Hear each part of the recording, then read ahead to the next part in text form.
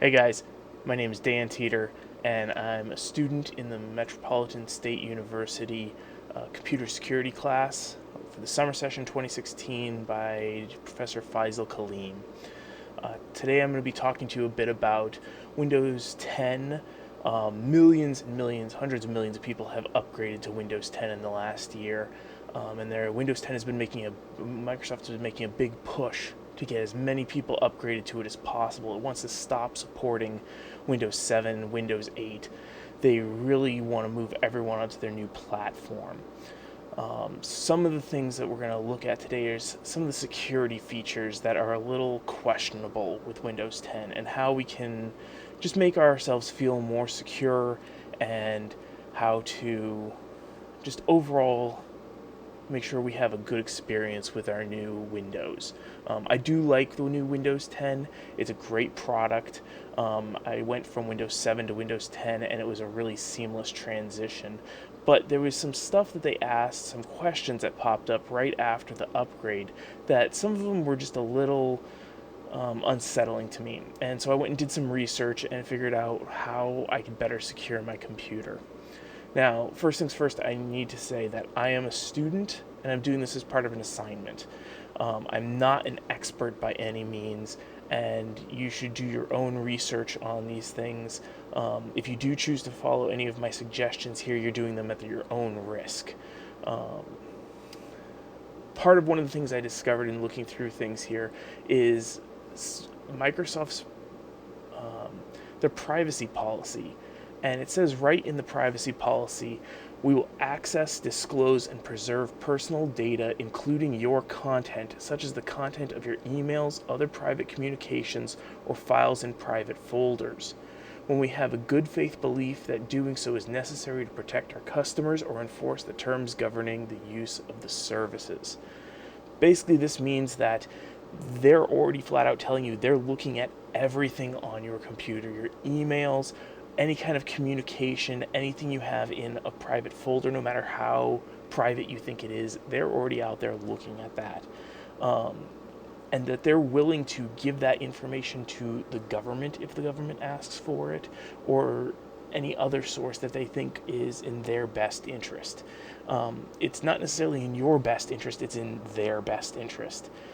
So let's get into this and look at some of these security features that you might want to consider disabling just for your own sake.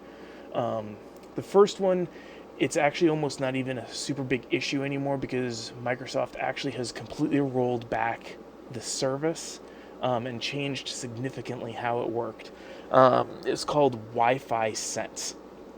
And what this did is this allowed you to share your Wi Fi password with all of your friends and contacts. And it seemed like a really great idea, except when you really looked at it and thought about it, that, I mean, the concept was good that you would choose which passwords you could share, that you would set up a password, and then you would say, yes, I want to share this password. Microsoft would then store that password for you, and it was encrypted, but it was available so that way when your friends came over, this was the concept, your friends would come over and they wouldn't have to ask you for your Wi-Fi password because they were your friend already through Skype or some Hotmail, one of their other Microsoft services. They would automatically get access to your Wi-Fi network. Well, that password is up on Microsoft's servers, and they encrypted it, but it's your password, it's your network and stuff. I mean, is it really that hard for your friend to say, hey, what's the password? And type it in? I mean, or you set up a guest network and let people go through your guest network. It didn't seem like that good of a value for what it was. And recently, Microsoft put this out, this change, and it completely really did away with Wi-Fi Sense. In especially the feature that said if you automatically select that would allow your contacts to be sent your password. You can still connect to hotspots. You can still do other things. The really strange thing is it was asking this question on machines that don't even have Wi-Fi.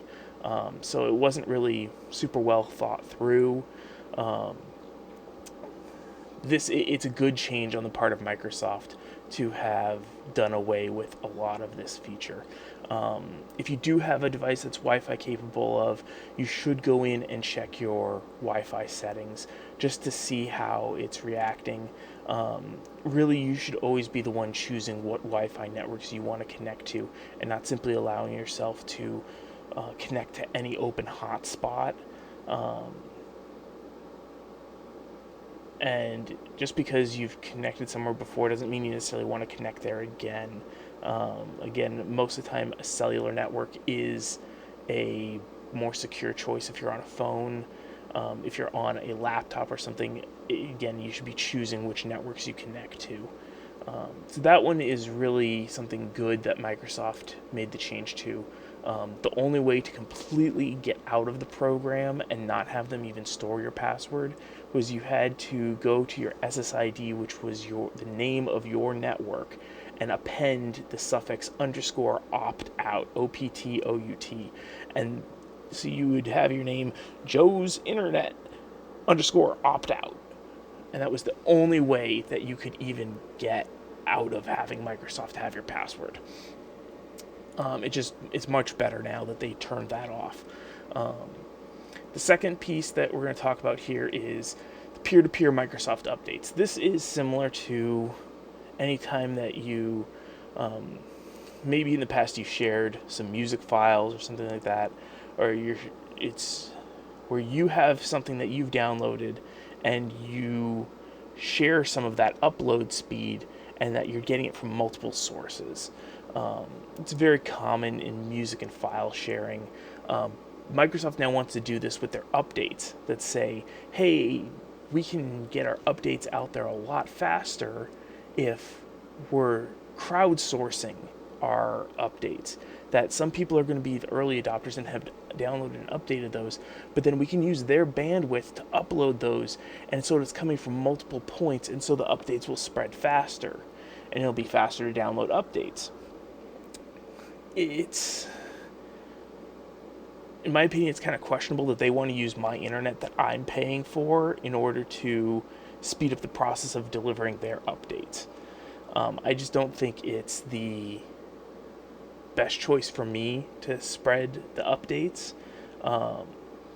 There's nothing bad security-wise about sharing them. It's only taking it from the updates that are already out there. But it might be a concern if you're going through a fixed data cap. If you're using some kind of a 4G hotspot device where you have a limited amount of data bandwidth, you might want to disable this just so that you're not chewing up your bandwidth by providing updates to random strangers.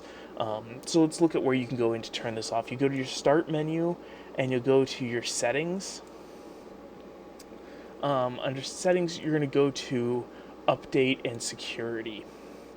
And then under Windows Update, you have to go under advanced options. And then under here, you tell automatic updates. Automatic updates really are the best. You want to keep your system up to date. But you go under here into this choose how I update. And the difference here is you can tell it to share the update with PCs on my local network, or PCs on my local network and PCs on the internet. Generally, Microsoft, they put things as the most open as possible that benefits them the most. So what I did is I switched this to PCs on my local network. I'm okay with sharing this with my other computers on my local network, that if I already downloaded it on one of my PCs, that it'll get it to the other ones a little faster. Great, that sounds good to me. But I'm not going to share and upload my stuff to the internet.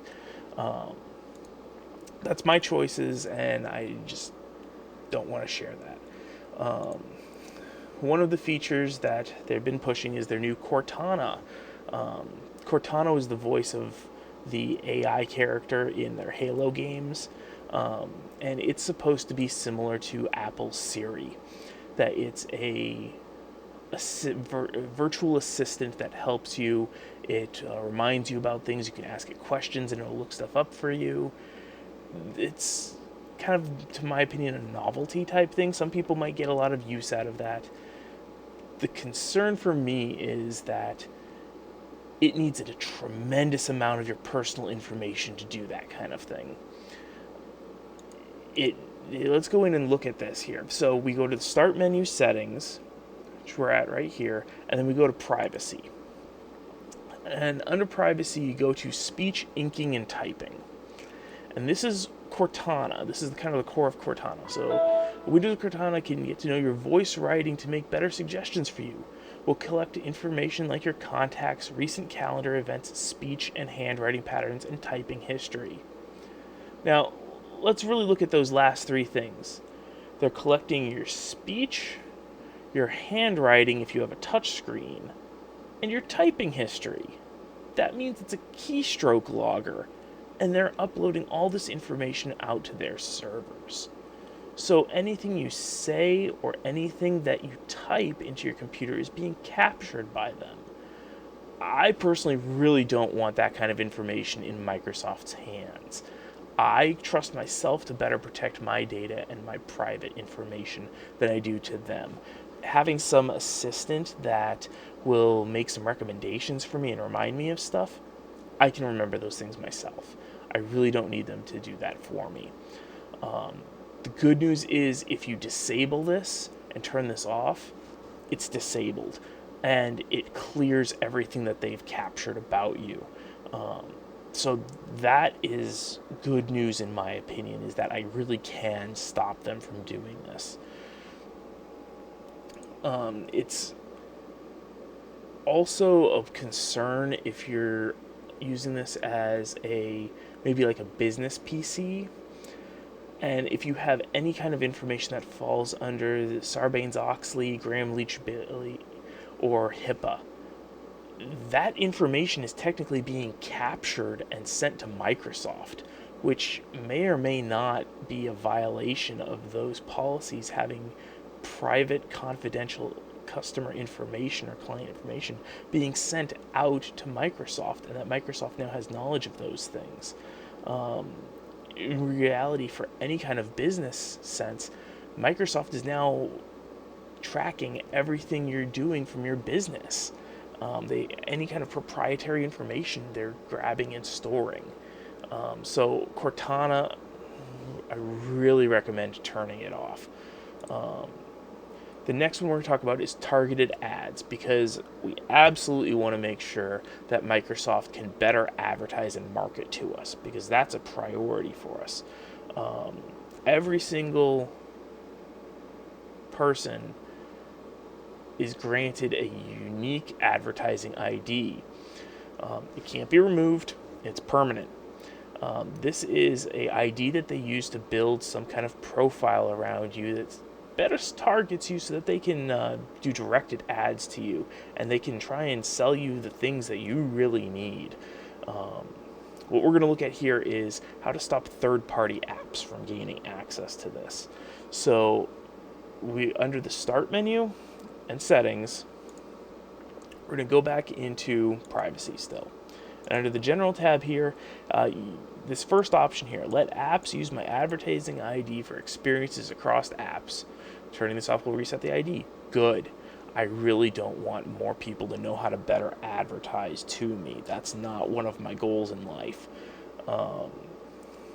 Furthermore, there's an additional opt-out. If you choose to use the Microsoft Edge browser, there is a extra address you need to go to.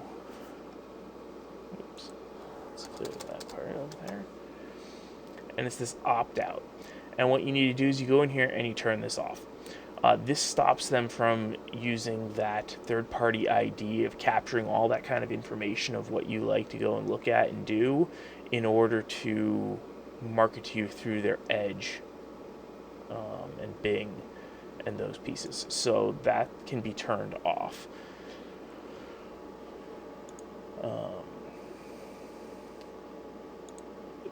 In reality, Microsoft's goal by default, every privacy setting is set to give maximum access to Microsoft and their friends, that being the people paying them money for access to you as a customer.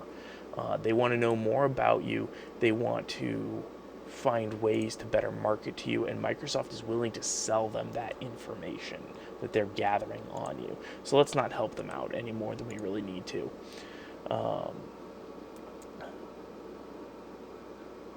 This right here, this third option down, send Microsoft info on how to I write and how to help improve typing and writing in the future. Again, this is part of the Cortana piece. That's the keystroke logger. It gets turned off. You really don't need to be sending that kind of information to them. The last one is kind of a big one. It's certain parts are more meaningful toward, depending on what device, if accessories you have hooked up to your machine, or if you have a laptop or tablet. So that's location. So under privacy location, I have my location turned off. First thing, this is a desktop computer. I don't need to know my location. I know my location. But if you get a tablet or a laptop, you may not have a GPS chip in there, but that doesn't mean they can't figure out where you're at based off of Wi-Fi hotspots, IP addresses, and a whole bunch of other things. I prefer to keep my location turned off, that I don't need to send that kind of information out. And you actually have to go through here and turn it off for every single individual application. All of them are using this. You can also clear out the history, because they retain the history on this kind of thing, so you can actually go back and look at everywhere that it's tracked you to been. It's actually a location tracker on there, effectively. I personally just turned this all off. It's not needed on a desktop computer. You may find it useful. There might be certain apps that you might want to have that information on, like if you really want your Twitter to be able to send out updates as to where you're at so that people can come find you. Okay, that's not my thing, but you might want to use that feature. Or you might want your weather app to automatically update versus having preset locations that you routinely go to, or typing in a city name or a zip code. Your choices. Camera. I have my camera turned on because I do use my webcam for certain things, but I did lock it down for almost everything else that wanted access to it. I only allowed specific things to have access to it that I wanted to have access to it, such as Skype, so that I could video chat. Same thing goes for the microphone. I really don't need certain things having access to this. You can always go back in and turn these things on later, but generally, I think it's a safer choice just to have them all turned off, rather than allowing applications to gain access to them without your consent, without even knowing about it. Unfortunate thing is, when you go and add more applications through the Microsoft Store, you have to then go back in here and disable them individually, because they're going to come in again with that most unrestrictive sense of saying they get it by default, because Microsoft wants them to have it because they're paying for that access. These are just really a few things that I feel benefit you as the user to turn off. There's some very simple changes you can make that will provide a decent level of security enhancement to your new Windows 10 operating system. It's by no means super in-depth or really hardcore for a lot of these changes. It's just a good overall top level, hey, let's think about this, and maybe you don't need some of those things turned on. I appreciate you guys listening to me, and I hope you enjoyed this.